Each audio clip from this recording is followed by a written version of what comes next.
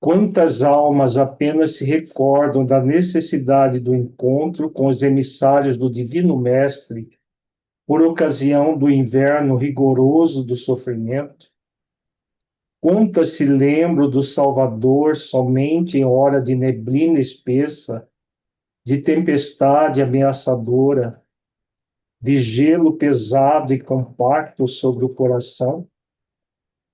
Em momentos assim, o barco da esperança costuma navegar sem rumo, ao sabor das ondas revoltas.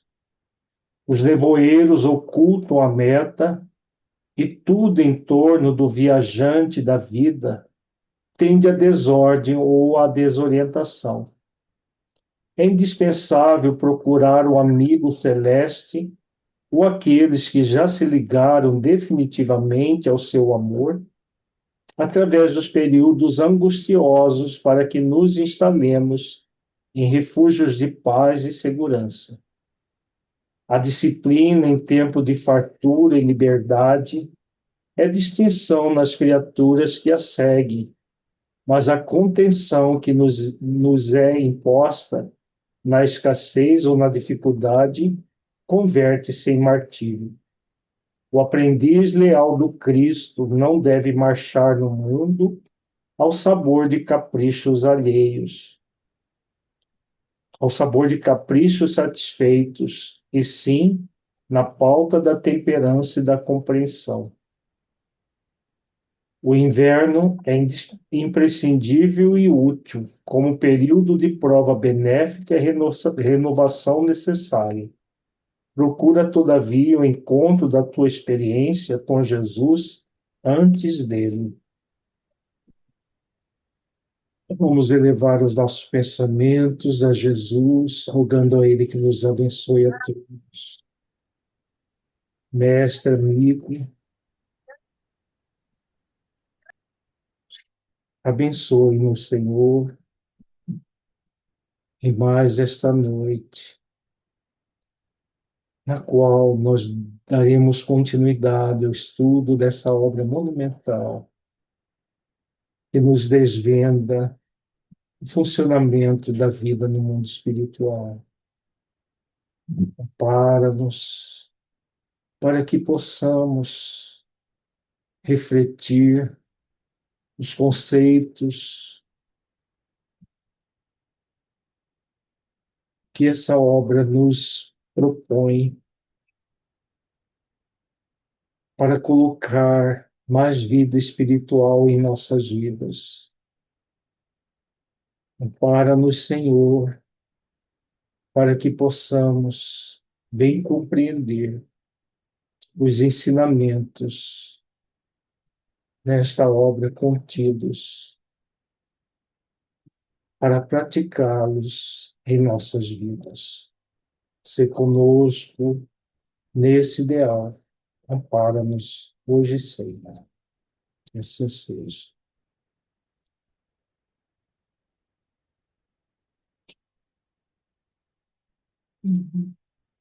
Antes de prosseguirmos com o conteúdo da noite de hoje, vamos fazer uma breve recordação do nosso encontro passado, no encontro 7.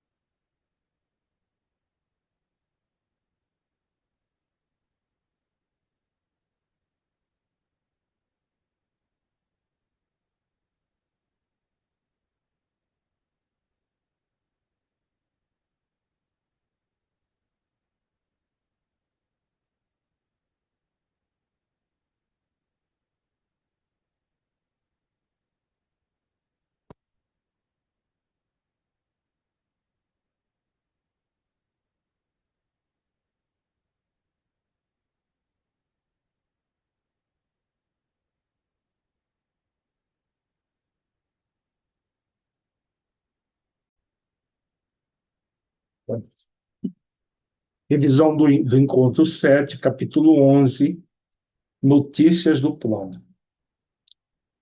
Nesse capítulo, Lísias fala para André Luiz das colônias espirituais e do umbral, e trazendo notícias sobre a vida no mundo espiritual para o recém-assistido André Luiz. Lísias, amigo, perguntei: poderá informar-me se todas as colônias espirituais são idênticas a esta? Os mesmos processos, as mesmas características?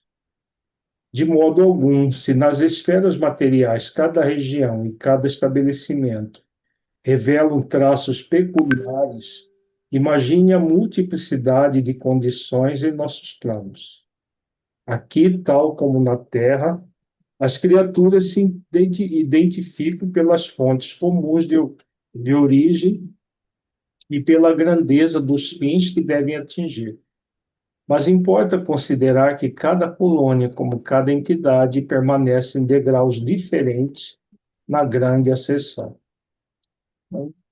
Que Lísias fala para André Luiz, nós refletimos bastante no nosso encontro passado, que existem múltiplas colônias no mundo espiritual, cada uma com característica própria e com evolução própria, em diferentes graus de ascensão, como ele diz aqui. Todas as experiências de grupo diversificam entre si, e nosso lar constitui uma experiência coletiva dessa natureza. Segundo nossos arquivos, muitas vezes os que nos antecederam buscaram inspiração nos trabalhos de abnegados trabalhadores de outras esferas. Em compensação, outros agrupamentos buscam nosso concurso para outras colônias em formação. Cada organização, todavia, apresenta particularidades essenciais. Como na Terra, muitas cidades se inspiram em outras cidades, também no mundo espiritual, as cidades espirituais se comunicam e inspiram umas às outras. No capítulo 12, nós vimos o umbral, né? No 11 foi sobre as colônias espirituais, como que nosso lar funciona, e no 12 o umbral. O umbral, continua ele solícito, começa na crosta terrestre. É a zona obscura de quantos no mundo não se resolveram a atravessar as portas dos deveres sagrados, a fim de cumpri-los, demorando-se no vale da indecisão ou no pântano dos erros numerosos. Quando o espírito reencarna, promete cumprir um programa de serviços do Pai. Entretanto, ao recapitular experiências no planeta, é muito difícil fazê-lo para só procurar o que lhe satisfaça ao egoísmo. Então, aqui Lísias aborda a questão do umbral e para que serve o umbral? Para aqueles que não cumpriram o programa que todos nós, ao encarnar, nós trazemos um plano existencial para um programa muito bem elaborado por benfeitores espirituais para realizar no mundo. E quando nós não o realizamos, uma das consequências é permanecer nessa região umbralina, né, que começa na crosta terrestre e vai até uma certa camada da atmosfera. Assim é que mantidos são os mesmos ódios aos adversários e a mesma paixão pelos amigos. Mas nem o ódio é justiça, nem paixão é amor. Tudo que excede sem aproveitamento prejudica a economia da vida.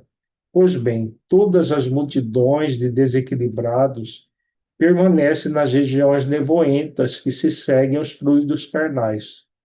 O dever cumprido é uma porta que atravessamos no infinito, rumo ao continente sagrado da união com o Senhor.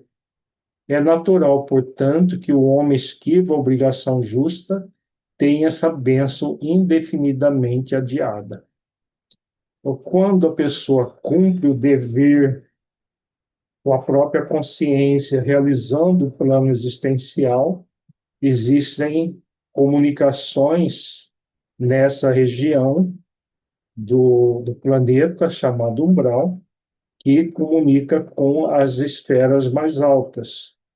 E aí a pessoa não passa pelo umbral, apesar de ele começar aqui na crosta.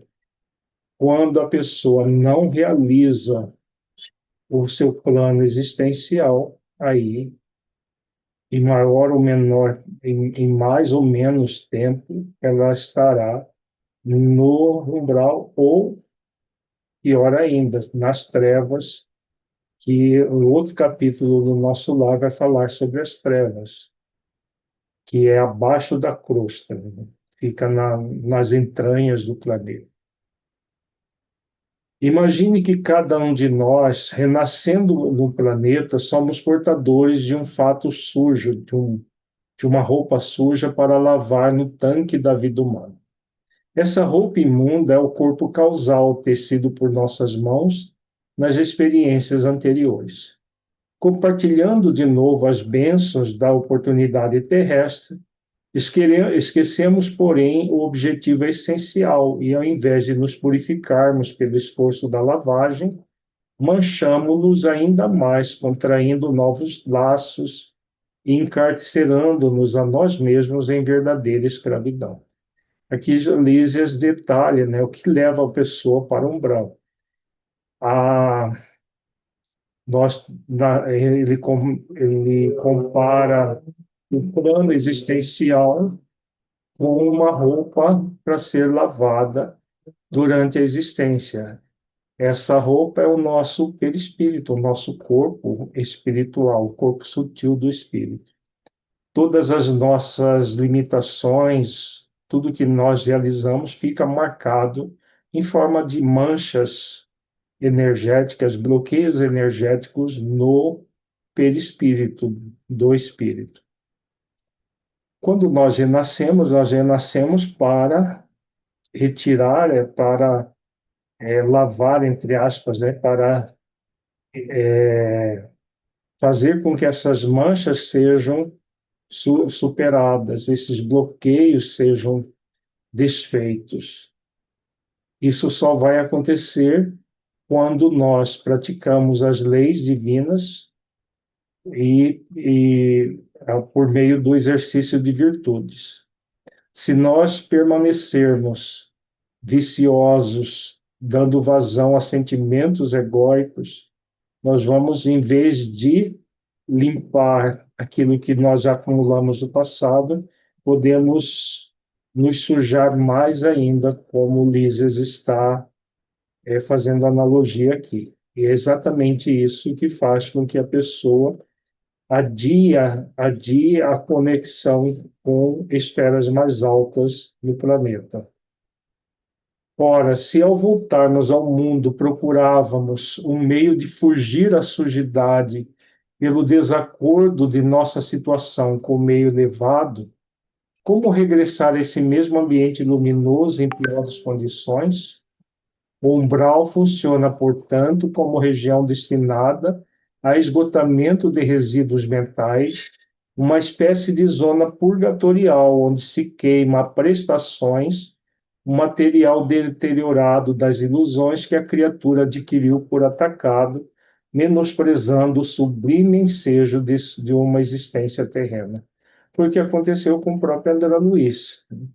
Durante os 8 anos e meio que ele ficou no umbral, ele, ele reduziu o orgulho, a rebeldia que o caracterizava quando o encarnado, humildou o orgulho, amansou a rebeldia, até que conseguiu ser resgatado.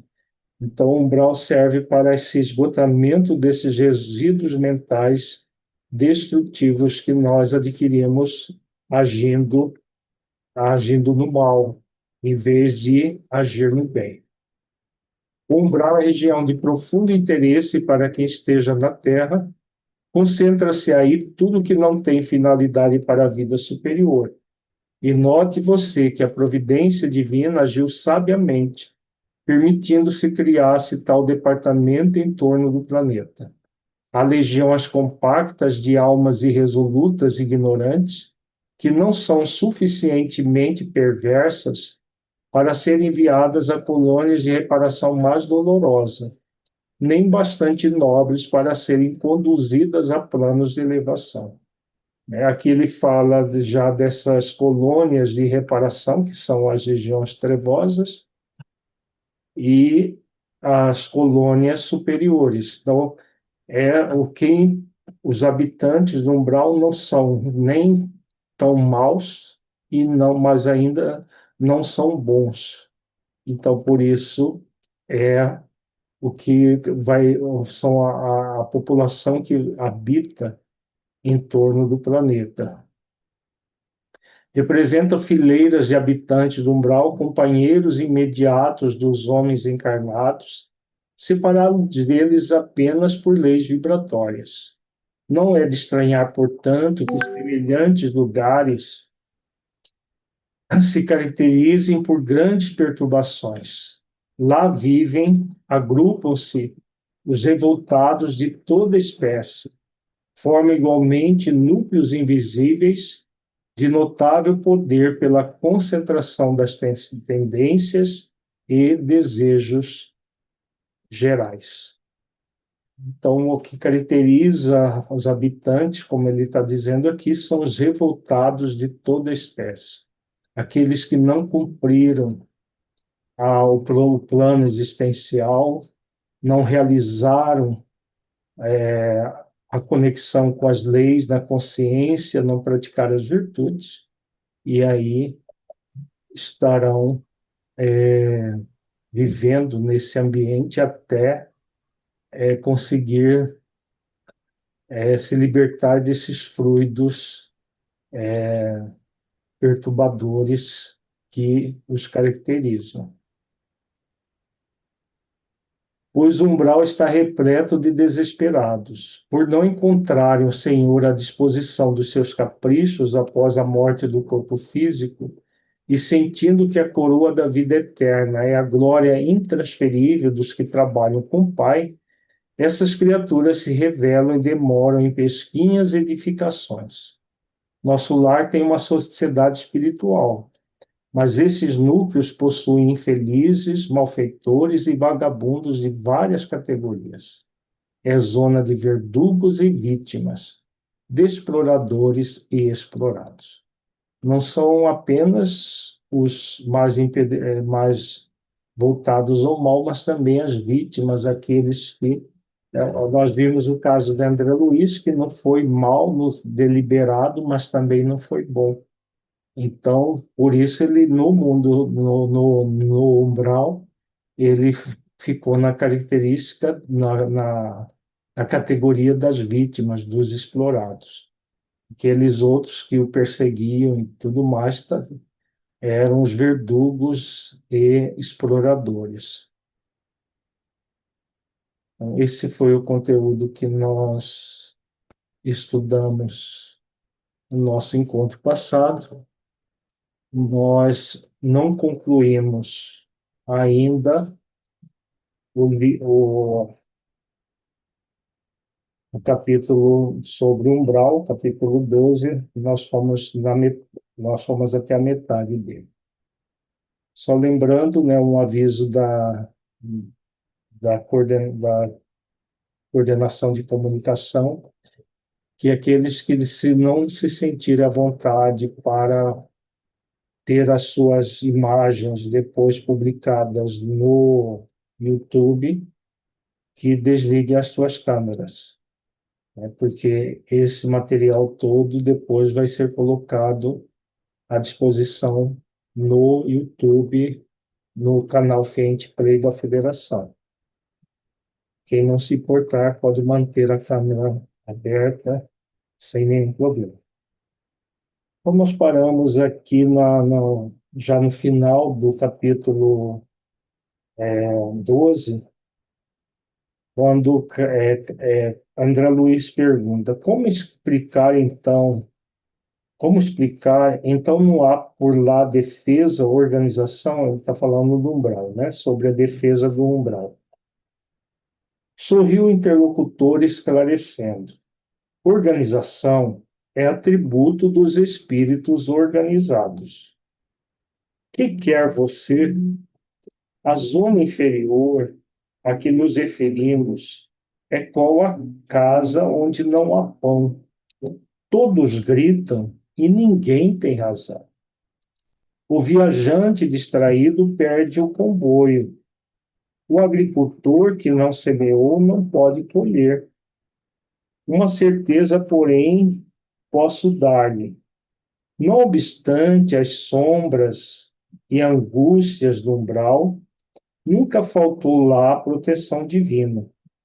Cada espírito lá permanece o tempo que se faça necessário. Para isso, meu amigo, permitiu o Senhor se erigisse em muitas colônias como esta, consagrada ao trabalho e ao socorro espiritual. Creio, então, observei que essa esfera se mistura quase com a esfera dos homens. Sim, confirmou o dedicado amigo. E é nessa zona que se estendem os fios invisíveis que ligam as mentes humanas entre si. O plano está repleto de desencarnados e forma os pensamentos dos encarnados. Porque, em verdade, todo espírito, esteja onde estiver, é um núcleo irradiante de forças que criam, transformam ou destroem, exteriorizadas em vibrações que a ciência terrestre presentemente não pode compreender. Quem pensa está fazendo alguma coisa alhures, e é pelo pensamento que os homens encontram no umbral os companheiros que afinam com as tendências de cada um. Toda alma é um ímã poderoso. Há uma extensa humanidade invisível que se segue à humanidade visível.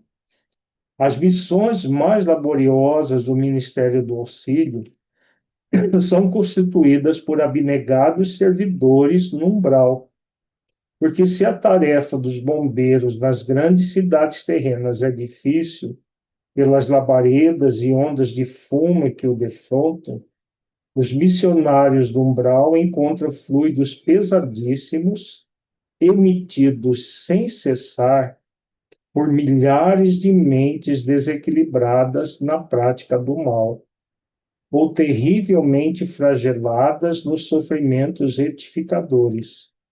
São necessárias muita coragem e muita renúncia para ajudar a quem nada compreende do auxílio que se lhe oferece. Interromper a Silísia, sumamente impressionado, exclamei: ah, como desejo trabalhar junto dessas legiões de infelizes, levando-lhes o pão espiritual do esclarecimento. O enfermeiro amigo fixou-me bondosamente e, depois de meditar em silêncio por largos instantes, acentuou ao despedir-se: será que você se sente com preparo indispensável a semelhante serviço? Muito interessante essas informações, né? Tem a ver com uma lei divina, que é a lei da afinidade. Então, André Luiz pergunta se no umbral existe organização. A resposta, claro, a organização é atributo de espíritos organizados. Então, nessa zona, os espíritos não são organizados, eles não fizeram o esforço que deveriam fazer enquanto estavam encarnados. E E essa comparação, essa analogia que ele faz é muito interessante. A casa onde não há pão, todos gritam e ninguém tem razão. E a questão, né? Por que que há tanta beleza numa colônia como o nosso lar e no umbral há tanta coisas, como nós vimos as descrições dos primeiros capítulos do livro Nosso Lar, a descrição do ambiente é um ambiente extremamente hostil, não há beleza, exatamente por aquilo que ele coloca aqui, né? Não obstante as sombras e a angústia do umbral, depois ele diz: cada espírito lá permanece o tempo que se faça necessário. Depois ele diz aqui: o plano está repleto de desencarnados e de forma pensamentos dos encarnados. Porque, em verdade, todo espírito, esteja onde estiver, é um núcleo irradiador de forças que criam, transformam ou destroem. Não tem como espíritos que estão, seja é, focado no mal ou focado no desespero daqueles que o perseguem, mentalizar coisas boas. E aí, como eles só mentalizam, só tem essa psicosfera destrutiva, ele, eles criam um ambiente de acordo com aquilo que eles estão sentindo dentro de si mesmo. Porque é da lei que seja assim. Agora, como ele diz aqui, mesmo nessas regiões, há sempre a proteção divina. Deus está em toda parte, inclusive nas trevas. Tem trabalhos de auxílio àqueles que estão nas regiões trevosas. Nenhum espírito fica sem a proteção divina, né? A lei de misericórdia, a lei de compaixão, assim o pede. Então, todos estão sob o olhar de Deus e, ao seu tempo, né, como diz Lísias, vão, no tempo que vão estar no tempo que for necessário nessa região do umbral. Quando não é mais necessário aquilo que André Luiz, o que aconteceu com André Luiz. Na hora que ele humildou o orgulho, amansou a rebeldia, ele foi retirado do umbral. Não fazia sentido permanecer. Poderia ter sido muito tempo antes desses 8 anos e pouco que ele ficou? Sim, poderia. Se ele tivesse um esforço maior, se ele fizesse um esforço maior de humildar o seu orgulho, ele poderia ser socorrido em muito menos tempo. Agora, ele vai ficar o tempo que é necessário para que haja o expurgo dessas energias que fariam mal para ele e para os demais habitantes da colônia. Cada caso é um caso. No caso de André Luiz, assim o exigia. Ele humildasse o orgulho e amansasse a rebeldia. Nós vamos ver em outros capítulos do Nosso Lar que espíritos são recolhidos, inclusive dementados. Nas câmaras de retificação onde André Luiz vai trabalhar, esses espíritos eles não têm nem consciência de si mesmo. Mas por quê? Porque ficaram em situações de muito mais tempo do que o próprio André Luiz e a misericórdia divina os recolhe para que haja um tratamento, mas ficam o tempo que é necessário para que minimamente eles possam ser auxiliados. Em outras obras também nós vemos esses detalhes de como que a ajuda acontece. Outra coisa que a Lísia disse de importante é a questão do ímã, né? Toda alma é um ímã poderoso. Então, o que que acontece no mundo físico, né? Por que que no nosso mundo existe muito mal ainda? Porque no planeta como um todo existe o mal. O que acontece é que esses espíritos que estão nas regiões umbralinas e trevosas, eles são, criam com a psicosfera dele essa região que envolve todo o planeta, como ele mesmo diz, todo o planeta está envolvido pelo umbral e por espíritos umbralinos. E, claro, também os das trevas, que também sobem até a crosta para influenciar os seres encarnados. Agora, cada um vai atrair os espíritos que estão na mesma sintonia. Então, se nós queremos atrair espíritos das colônias superiores, das colônias que já congregam bons espíritos, somos convidados a elevar o nosso pensamento. Caso contrário, o que nós vamos atrair serão os espíritos dessas, tanto do umbral quanto das trevas. E o ser humano vai ser apenas um instrumento, uma marionete desses espíritos, né? Porque pelo próprio pensamento eles o atraem, né? A pessoa atrai e pratica o mal em conjunto. E aí André Luiz fala, ou Lísias fala, André Luiz, do trabalho que existe, né? Não apenas o Ministério do Auxílio, mas também o Ministério da, da Regeneração, que trabalha diretamente com os habitantes do umbral.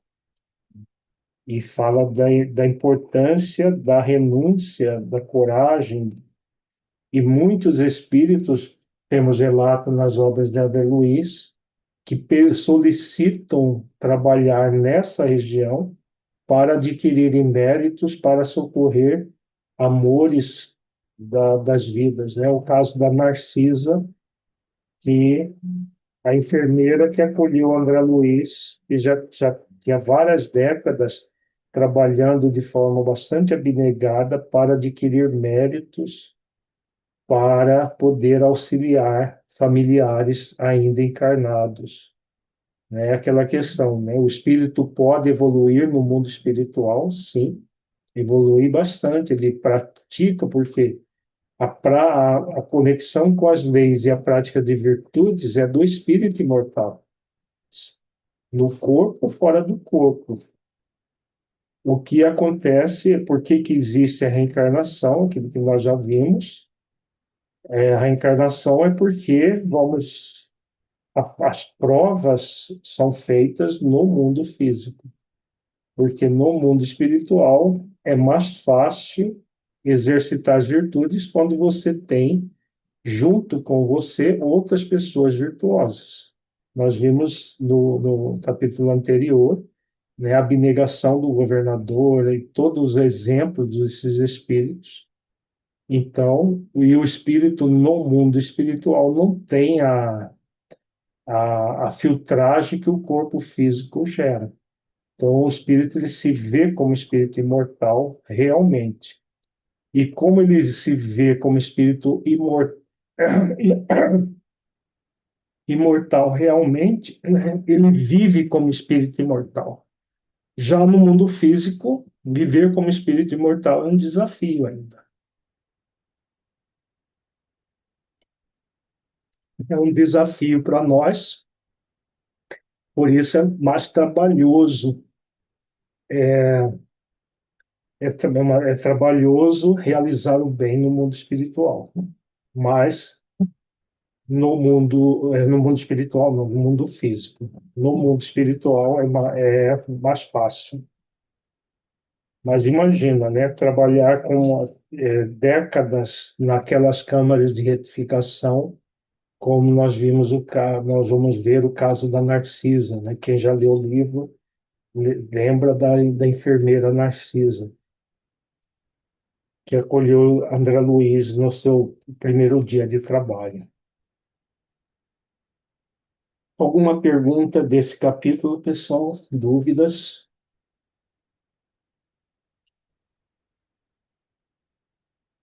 Vamos para o capítulo 13. Alessandro, pode falar. Boa noite a todos. Alírio, se possível, explicar assim uma diferença entre a forma pensamento e a energia mental. Aonde que, quando começa a forma pensamento, que ele dá até aqui a dica que parece que é mais para os encarnados, né? A forma pensamento, né? É para ambos, na verdade. Veja, a energia mental é energia que vem da mente do espírito. Se um espírito pensa algo, esse pensamento gera uma energia mental saudável, salutar, ou uma energia mental destrutiva, doente. Os pensamentos e sentimentos virtuosos produzem uma energia mental saudável. Os pensamentos e sentimentos destrutivos produzem uma energia mental tóxica, pensamentos negativos. Agora, tudo que nós pensamos, nós criamos de uma forma automática no fluido cósmico universal. Se nós formos lá no livro dos Médiuns, capítulo Laboratório do Mundo Invisível, Kardec fala das formas de pensamento. Então, por exemplo, ele fala de uma pessoa desdobrada do corpo que tinha o hábito de inalar rapé para até a, a latinha, ele plasmou essa latinha é uma forma pensamento, né? Então, no caso, nós vimos o relato do umbral, as formas monstruosas que podem ser espíritos desencarnados que tomam a forma de animais ou formas pensamentos também, que cria toda aquela atmosfera nevoenta. Isso é forma pensamento. A forma pensamento vem sempre da energia mental do espírito, no caso dos encarnados e desencarnados do planeta. Então, cria essa forma mental. Por exemplo, no nosso lar, nós vamos ver o capítulo do parque que é forma pensamento de um único espírito, a veneranda. Né? Então, o espírito venerando, o espírito que alcançou um nível de virtude tão grande que ela constrói a beleza, cria no fluido cósmico universal pela mente dela, a energia mental, ela imaginou tudo aquilo, né? E recantos aprazíveis, todo um local onde as pessoas pudessem ir ter um momento junto à natureza, de lazer.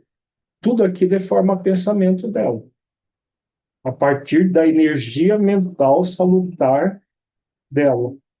Da mesma forma que o umbral é fruto da somatória de todos os habitantes do planeta, né? Encarnados e desencarnados. Quando nós emitimos uma energia mental destrutiva, deletéria, tóxica, nós criamos formas, pensamentos no planeta. Não necessariamente objetos palpáveis, mas a psicosfera nevoenta que tem nessas regiões. Começa da nossa psicosfera pessoal.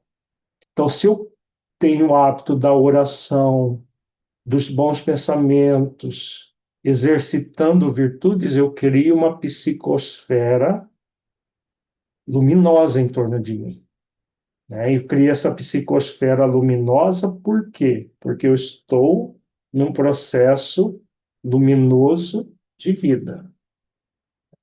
Então, a energia mental saudável produz essas formas, pensamentos saudáveis.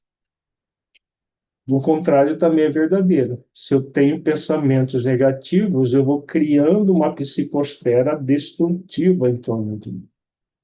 E irradio isso para o todo do planeta também. Entendeu? Então, sempre vamos ter as duas coisas, a energia mental e as formas de pensamento.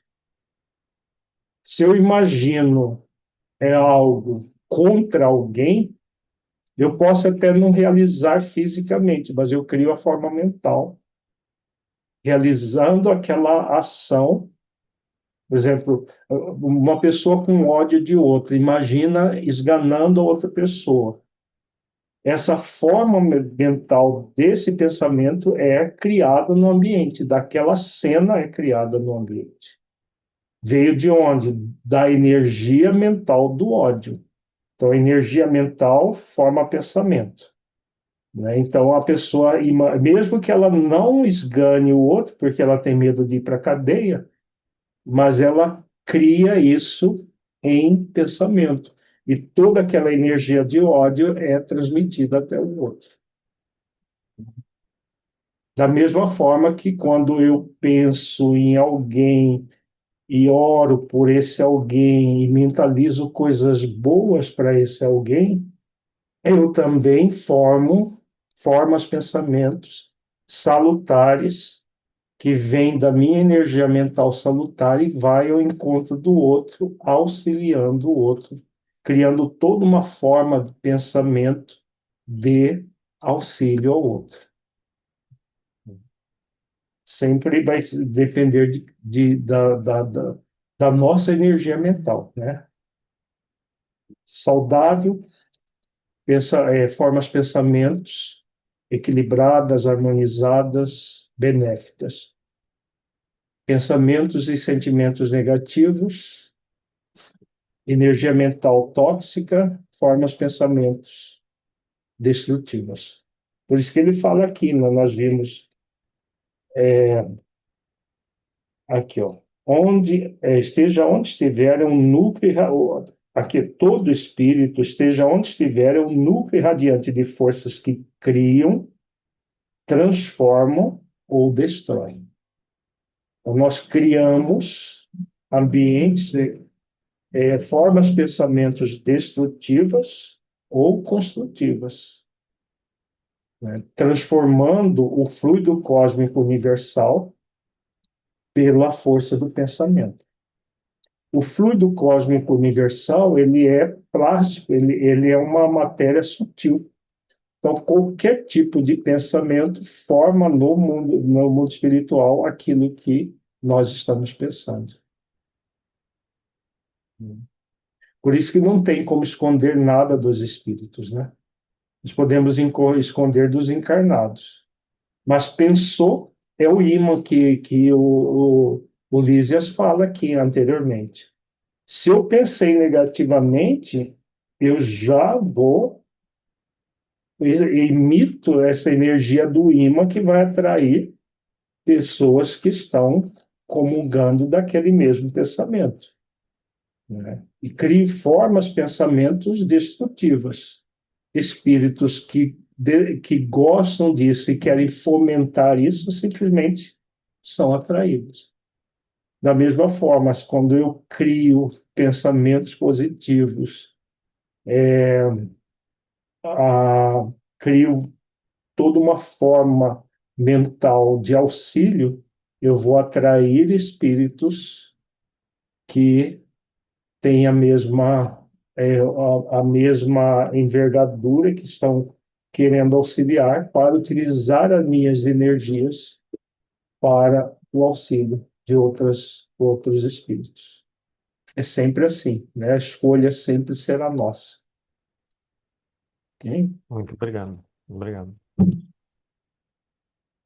Vamos agora para o capítulo 13, no gabinete do ministro.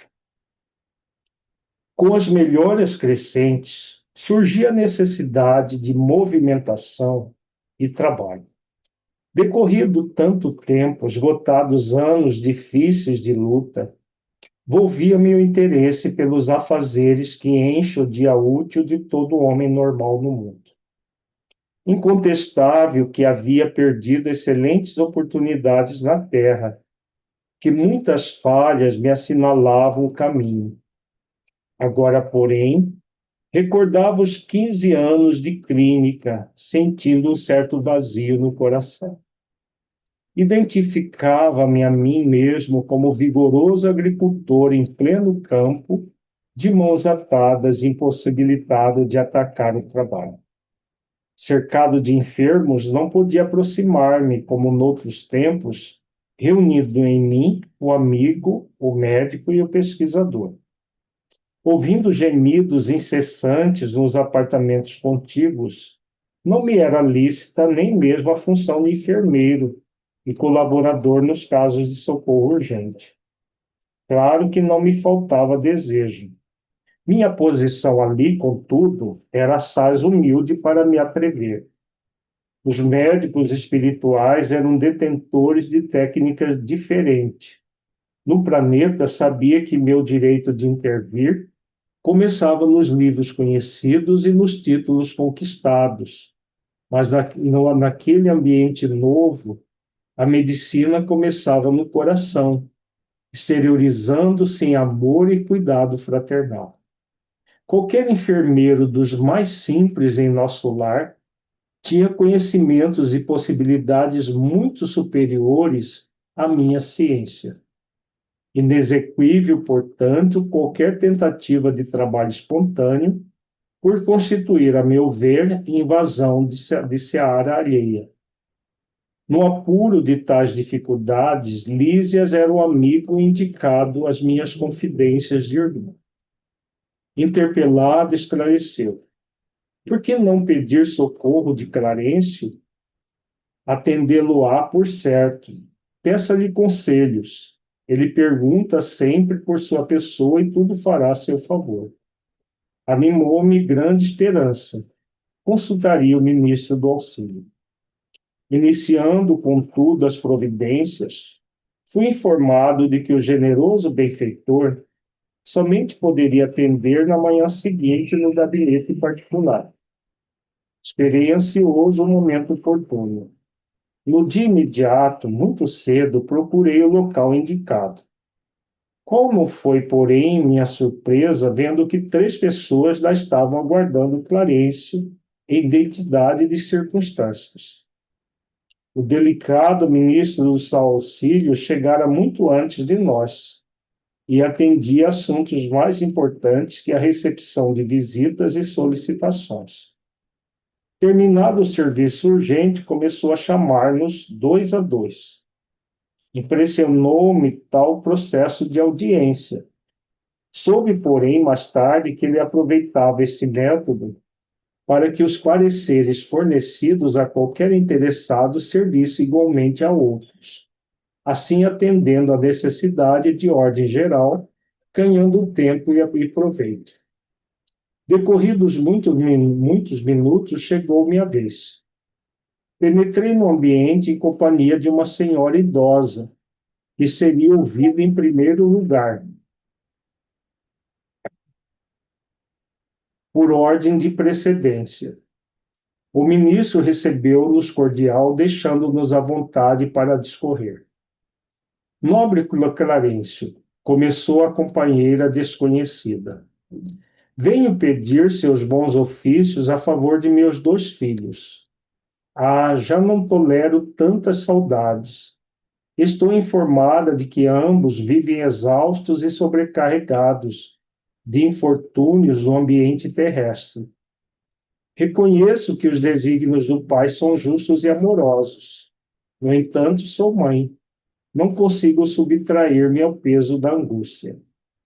E a pobre criatura se desfez ali mesmo em copioso pranto.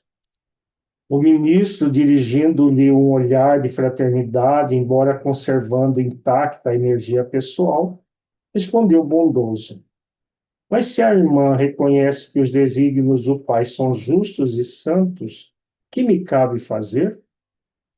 Desejava, replicou aflita, que me concedesse recursos para protegê-los eu mesma, nas esferas do globo. Ah, minha amiga, disse o benfeitor amorável, só no espírito de humildade e de trabalho é possível a nós outros proteger alguém. Que me diz de um pai terrestre que desejasse ajudar os filhinhos, mantendo-se em absoluta quietação no conforto do lar? O pai criou o serviço e a cooperação como leis, que ninguém pode extrair em prejuízo sem prejuízo próprio. Nada lhe diz a consciência neste sentido?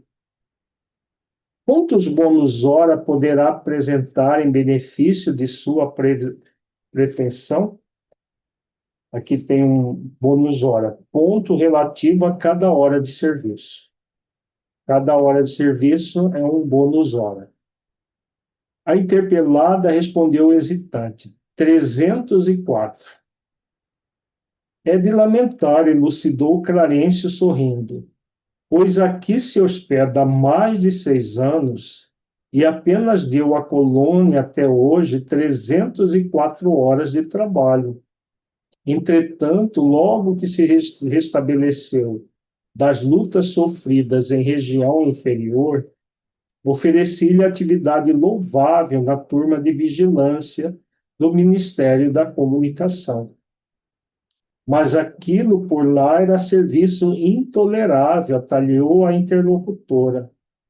Uma luta incessante contra entidades malfazejas. Era natural que não me adaptasse. Clarencio continuou imperturbável. Coloquei-a depois entre os irmãos da suportação, nas tarefas regeneradoras. Pior, exclamou a senhora, aqueles apartamentos andam repletos de pessoas imundas, palavrões, indecências, miséria.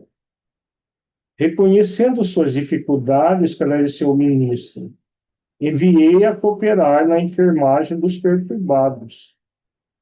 Mas quem os tolerará senão os santos? Inquiriu a pedinte rebelde. Fiz o possível, entretanto, aquela multidão de almas desviadas assombra qualquer. Não ficaram aí meus esforços, replicou o benfeitor sem se perturbar. Localizei-a nos gabinetes de investigações e pesquisas do Ministério do Esclarecimento. E, contudo, talvez enfadada com as minhas providências, a irmã se recolheu deliberadamente aos campos de repouso. Era também impossível continuar ali, disse a impertinente. Só encontrei experiências exaustivas, fluidos estranhos, chefes ásperos.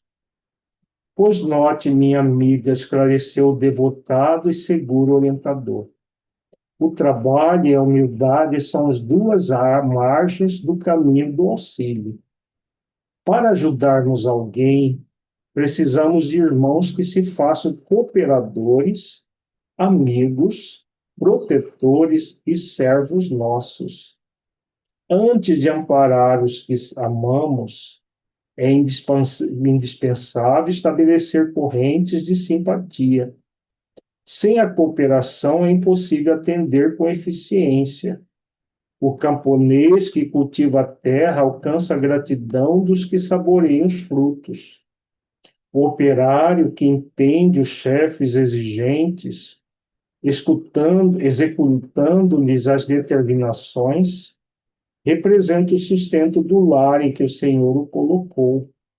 O servidor que obedece, construindo conquistas superiores, companheiros interessados no serviço. E nenhum administrador intermediário poderá ser útil aos que ama se não souber servir e obedecer nobremente.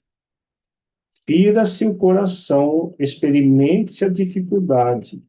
mas que saiba cada qual que o serviço útil pertence, acima de tudo, ao doador universal. Depois de breve pausa, de pequena pausa, continuou. Quem que fará, pois, na terra se não aprendeu ainda a suportar coisa alguma? Não duvido de sua dedicação aos filhos queridos, mas importa notar que haveria de comparecer por lá como mãe paralítica, incapaz de prestar socorro justo, para que qualquer de nós alcance a alegria de auxiliar os amados, faz-se necessária a interferência de muitos a quem tenhamos ajudado por nossa vez. Os que não cooperam não recebem cooperação. Isso é da lei eterna. E se minha irmã nada acumulou de seu para dar, é justo que procure a contribuição amorosa dos outros. Mas como receber a colaboração imprescindível se ainda não semeou nem mesmo a simples simpatia? Volte aos campos de repouso, onde se abrigou ultimamente, e reflita. Examinaremos depois o assunto com a devida atenção. Sentou-se a mãe inquieta, enxugando lágrimas copiosas. Em seguida, o ministro fitou-me compassivamente e falou: Aproxime-se, meu amigo. Levantei-me hesitante para conversar. Muito interessante esse capítulo, não é? A mãe solicitando vir para a crosta para ajudar os filhos. Como se ajudar os filhos na crosta fosse uma tarefa muito simples, sem ter nenhuma condições para isso. Se vejamos que o Clarencio colocou várias tarefas para ela que seriam tarefas que precisariam de abnegação, de renúncia, de exercício de várias virtudes, mas seria muito mais simples do que cuidar dos dois filhos no mundo físico. Porque muitas vezes a gente pensa, não, é só ir lá e dar passe neles, fazer. Né? Nós vivemos cercado de espíritos inferiores, umbralinos. Se ela não conseguiu auxiliar esses que já estavam sendo atendidos, o que ela faria com os espíritos que tivesse assediando os filhos delas? De repente estaria brigando com os espíritos. Tem uma das obras de André Luiz, não estou recordando qual, mas nós vamos estudá-la, que André Luiz está junto com um companheiro que foi auxiliar uma pessoa, um filho dele encarnado, uma filha encarnada. Aí ele viu um obsessor que estava interferindo, por pouco que ele não saiu no soco com o espírito.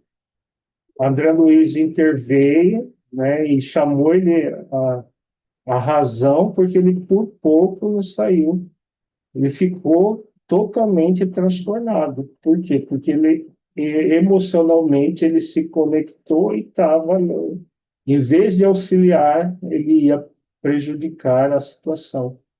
Né? Então, essa mãe, né, ela queria ajudar e a orientação que Clarencio dá aqui é muito, muito interessante.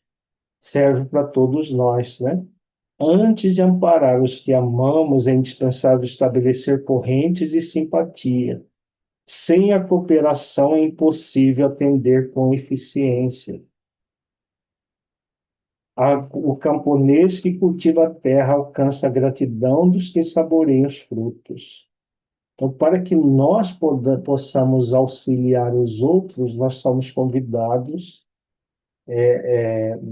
a auxiliar pessoas queridas, nós somos convidados a aprender a auxiliar. Essa irmã, ela nem estava disposta a auxiliar e não tinha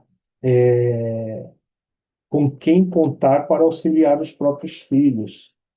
A gente, apesar do trabalho ser uma lei divina, nós estamos vendo que ninguém é obrigado a trabalhar em nosso lar. Aquela senhora já tinha 6 anos na colônia e a maior parte do tempo ela passou nos campos de repouso, férias constantes, né? Outras pessoas servindo e ela de férias. Se existe a lei do repouso, a lei do repouso é uma lei divina, está lá no livro dos Espíritos. Agora existe a lei do trabalho, trabalho e repouso, trabalho e repouso. Repouso no mesmo nível que o trabalho. E como nós vimos o caso do governador de nosso lar, ele repousa trabalhando em atividades diferentes, né? O repouso dele é ajudar aqueles que precisam mais do que outras pessoas, né? Também pode se repousar mudando de atividades, né?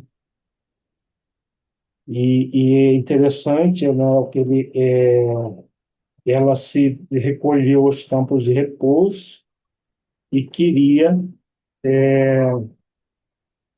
auxiliar os filhos sem a mínima condições para isso. Leila? Eu estou vendo aqui, eu até fui fazer a conta, que eu falei assim, mas não é possível, gente. E é possível sim. Realmente ela não trabalhou nada, porque se ela ficou 6 anos, são 12 meses, Uhum. vezes 6, dá 72 meses, ela estava lá sendo convidada constantemente a algum trabalho. 304 horas foi o que ela deu de trabalho. Dividido isso por 72 meses, ela trabalhou apenas 4 horas por mês, em média. É. Nem encarnado, ela trabalharia mais encarnada e ela Uhum. desencarnada numa outra condição, né?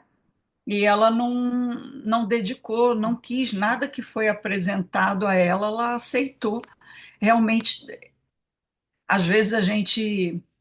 Isso eu estou pensando assim, fui fazer essa conta e estou pensando quantas vezes a gente também pede alguma coisa e a gente não para pensar o que a gente está doando, o que a gente está dando, o Uhum. que a gente está oferecendo, em que nível a gente está grato à vida, a Deus, às situações de maneira geral, né?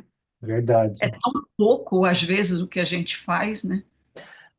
No outro capítulo que a dona Laura, mãe do Ulisses, fala para a Ana Luísa que todos são convidados a trabalhar pelo menos 8 horas por dia em nosso lar, como é na Terra, né?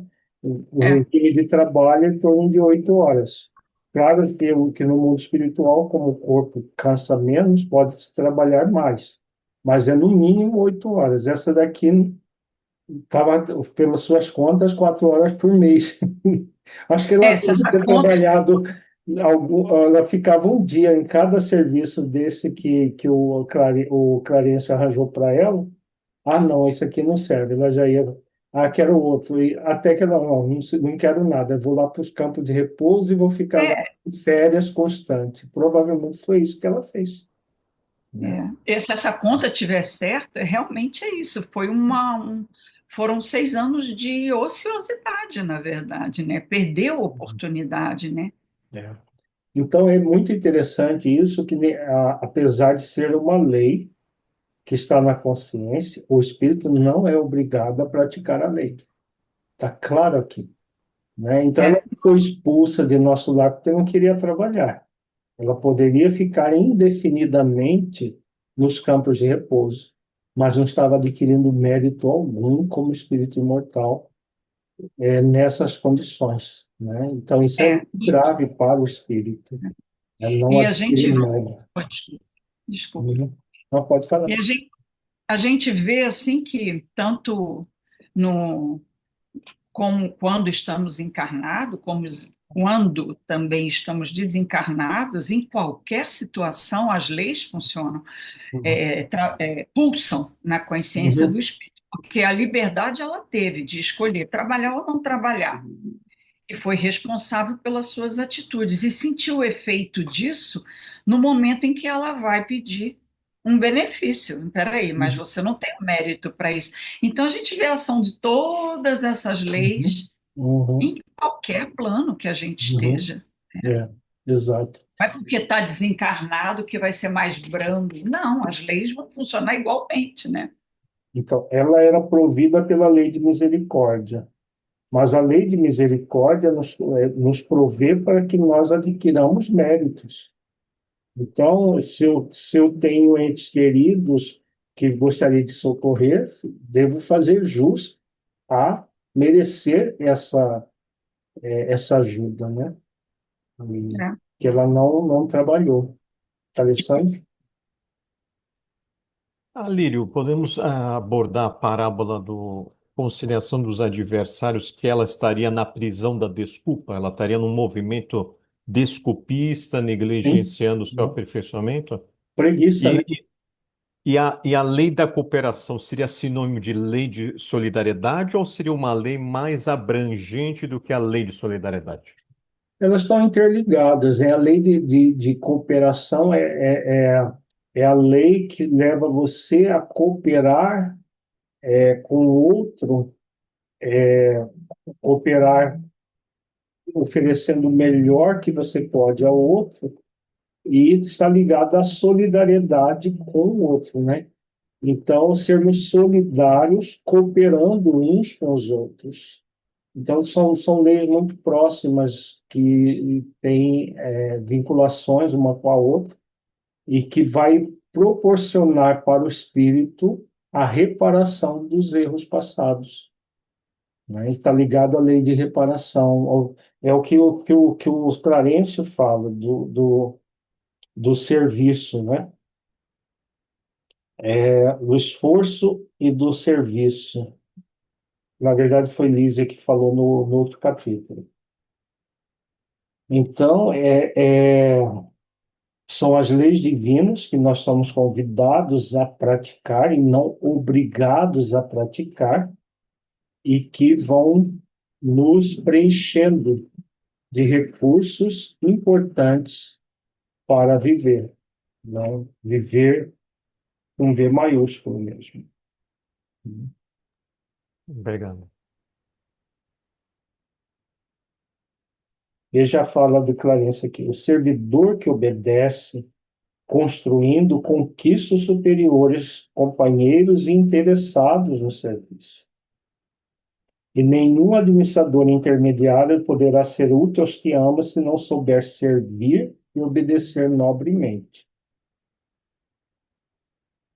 Então,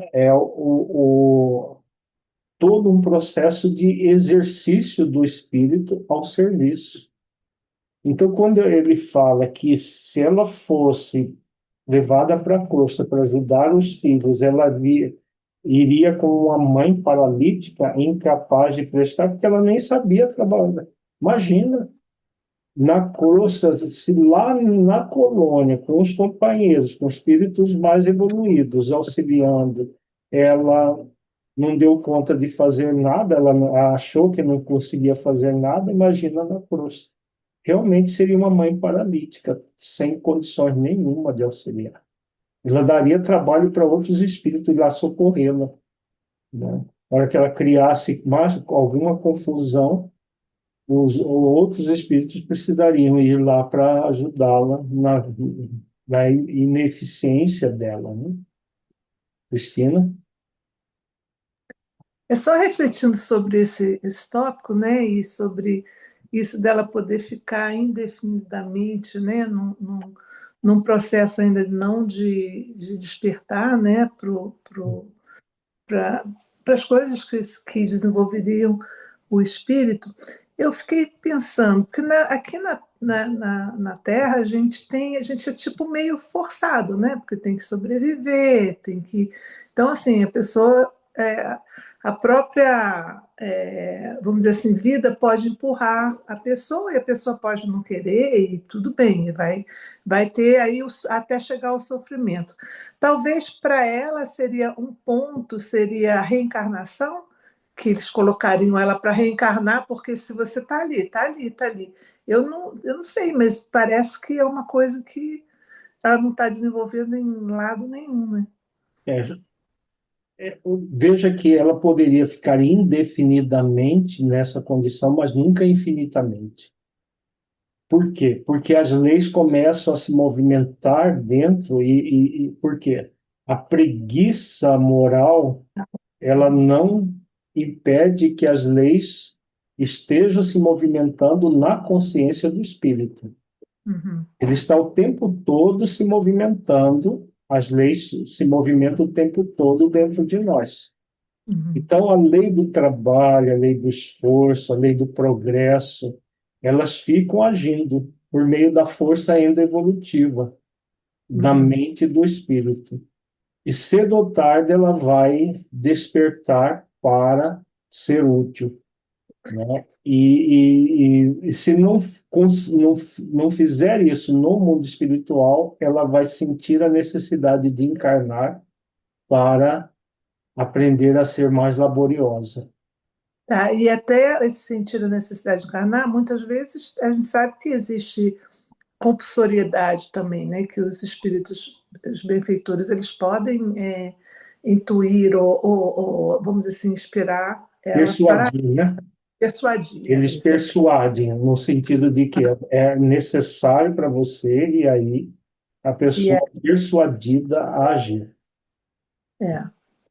Porque Então não tá, eu. existe lei de ociosidade, né? Não existe lei de repouso. Repouso Uhum, existe porque você trabalhou. Nos sim. campos de repouso, porque imagina uma pessoa que não quer trabalhar. O que que os benfeitorias fazer? Pôr ela lá numa prisão? Não. Vai lá para o Não, campo de repouso e pensa, reflete. Usa perfeito. aquilo, aquele momento. Veja que o Clarence pediu para ela ir para o campo de repouso para refletir, não para ficar ociosa, porque a reflexão é um trabalho, né? É uma meditação, meditar naquilo que ela estava querendo. Uhum, Ele diz aqui, ó, volte aos campos de repouso onde se abrigou ultimamente e reflita. Examinaremos depois o assunto com a devida atenção. Então, uhum, para que ela reflita, essa reflexão e de tudo que ele falou pode ajudá-la a despertar uhum, consciência para a necessidade do trabalho, né? uhum, Se não despertar, a, a misericórdia ela está sempre atuando, mas chega um momento que a pessoa ela cai na dor, uhum. porque a dor moral de não conseguir ter elementos para auxiliar um filho querido, por exemplo. Ah, Ela sim. passa a ser uma dor e aí a pessoa na dor, muitas vezes ela consegue, é o que aconteceu com André Luiz, né? Foi Uhum, necessária a dor para que ele humildasse o seu orgulho e amansasse a sua rebeldia. Sem a dor não conseguiria isso. uhum. Então, mesmo num campo de repouso, deve ser um lugar muito, Sim, muito bonito, com todas as, né, não morre de fome, então vai ter a alimentação que é oferecida à colônia, tem tudo ali. É como se fosse um spa permanente, né? Só que não vai ser permanente porque o espírito não tem como ficar ocioso pela eternidade. verdade. E gratidão, Aline. Ângela? Boa noite a todos. Doutor Alírio, eu não entendi bem essa parte, porque ela voltou, ele foi indicado para o repouso.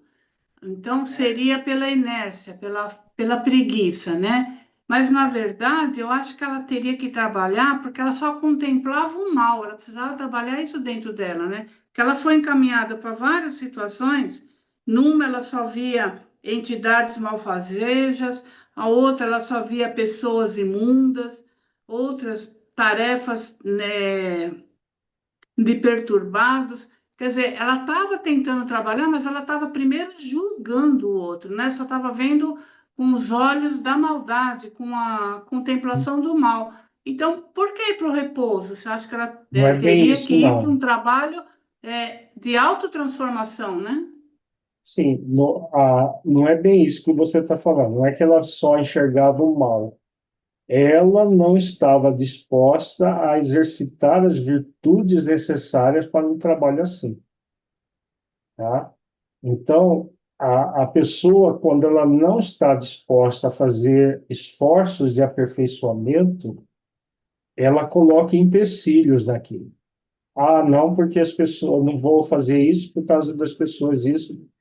Na verdade, é a ausência do esforço, porque esse tipo de trabalho que tem no Ministério do Auxílio nos outros ministérios de auxílio, porque a pessoa que não tem ainda qualificação espiritual, ela vai precisar fazer atividades que são próprias de espíritos dessa categoria. André Luiz, por Vai lidar com exemplo, espíritos inferiores, né? o André Luiz, ele desejava trabalhar como médico, ele não desejava trabalhar como enfermeiro, atendente de enfermagem, limpando o vômito de espírito. Mas ele conseguiu humildar o orgulho que ele trazia de médico da terra, porque ele viu que ele não, ele mesmo fala, os enfermeiros de nosso lar tinham mais conhecimento do que ele como médico, né? Então, a essa senhora, ela enxergava dificuldades por não querer fazer o esforço de aperfeiçoamento interior para desenvolver virtudes como abnegação, renúncia, amor incondicional, né? Várias virtudes fundamentais para trabalhos sacrificiais, né? Para adquirir mérito de ter o serviço realizado em prol do outro. E a questão de ir para o repouso provavelmente nesse campo de repouso não é simplesmente ficar lá num resort como nós temos aqui no mundo físico, simplesmente provavelmente deve ter conselheiros, pessoas fazer conversas de grupo, provavelmente tem isso para que a pessoa possa entender o significado profundo da vida. Agora, ela não vai ser obrigada a trabalhar, né? Não existe chicote no mundo espiritual para forçar ninguém a trabalhar, né? Como Porque ela existe, queria né? trabalhar. Como que é? Então, ela também estava pensando que ia trabalhar só com pessoas do bem, né? Ela não entendeu também que o trabalho é justamente com aqueles, né, que ainda É. tinham pensamentos não menos dignos, menos nobres, ainda Outros, falavam né? palavrão, ainda tinha uma energia um pouco mais densa. Acho que ela também não entendeu a necessidade, né, de Veja, trabalhar isso ela nela para estava, ajudar ao outro. ela estava em nosso lar há 6 anos. Provavelmente, ela veio de uma região umbralina. Ela veio como necessitada, como André Luiz também veio como necessitado. Então, alguém atendeu a necessidade dela, mas ela não estava disposta a atender a necessidade de outras pessoas. Então, isso é ruim para o espírito, né? Porque se eu fico numa posição sempre de dependência do outro, do que os outros fazem, imagina ela vindo para a Crosta para ajudar os filhos. Como que ela iria ajudar? Se ela não conhecia nada do funcionamento da ajuda a outros espíritos. só tinha o amor que ela tinha pelos filhos, tá? O amor, mas o amor não realiza por ele mesmo as coisas, né? Então, Necessariação. se um filho tivesse num processo obsessivo, como que ela iria auxiliar se ela não tinha prática nenhuma de lidar com questões desafiadoras? Tem tudo a ver, tem tudo a ver com essas questões. Por isso que Clarencio fala que ela seria uma mãe paralítica, incapaz de prestar socorro justo, porque ela não sabe nem como prestar socorro para pessoas ali na colônia, como que ela prestaria, né? Então não se trata, não é que ela era uma pessoa má que só estava vendo o mal, é a pessoa que estava querendo escolher o serviço a ser feito, serviço, serviços simples ou serviços mais sofisticados que ela não tinha capacidade também de fazer, né? No caso, por exemplo, Entendi. da Dona Laura, ela trabalha como costureira numa rouparia de nosso lar, né? Então, existe serviço, todo gênero de serviços para as pessoas. Cada um vai se colocar de acordo com a sua aptidão, né, e o trabalho que vai ser realizado. Ficou claro, Ângela? Mais, Entendi, sim. Muito mais alguma obrigada. dúvida? Não, porque como ele usou essas palavras, né? Pessoas só falavam palavrão, entidades baixas, É. energias, então eu achei que ela Porque estava julgando e não não queria deixa de justamente ser, aproveitar a né, oportunidade. sim, não deixa de ser julgamentos, mas não foi isso que fez com que ela não trabalhasse nesse setor, porque num setor desse é necessário abnegação, renúncia, sacrifício, esforço, amor incondicional. Ela não estava disposta a fazer esforços nesse sentido, né? Porque se você vai atender a necessidade de espíritos nessa categoria, requer a prática de virtudes que seria muito importantes na ajuda dela para os filhos.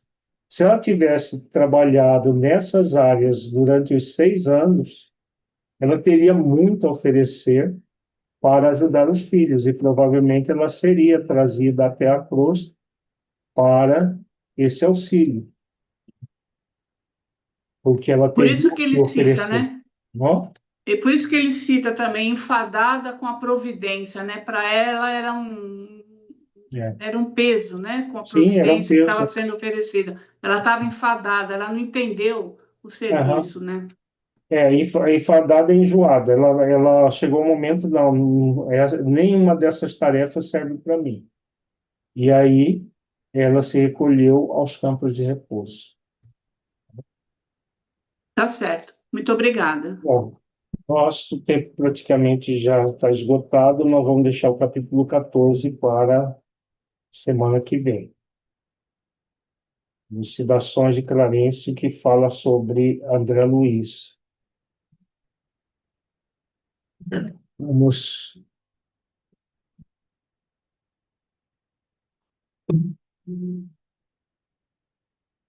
Quem gostaria de fazer a prece de encerrando a nossa atividade?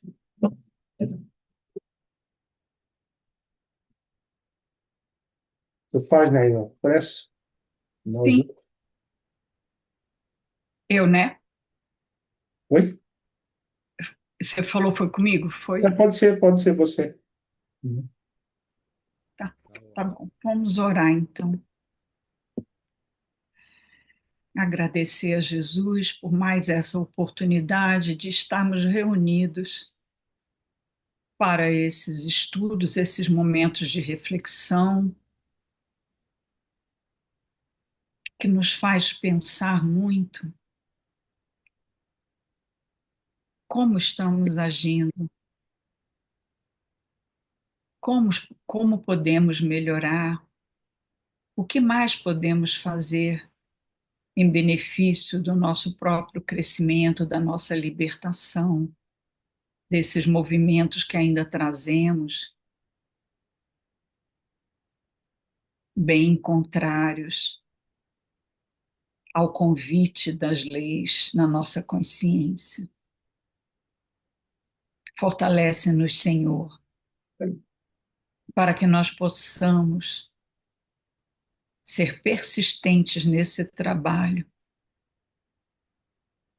que nós possamos exercer a gratidão por todas as oportunidades que a vida nos entrega no aprendizado, mas especialmente quando somos convidados a testemunhar, a colocar em prática aquilo que aprendemos.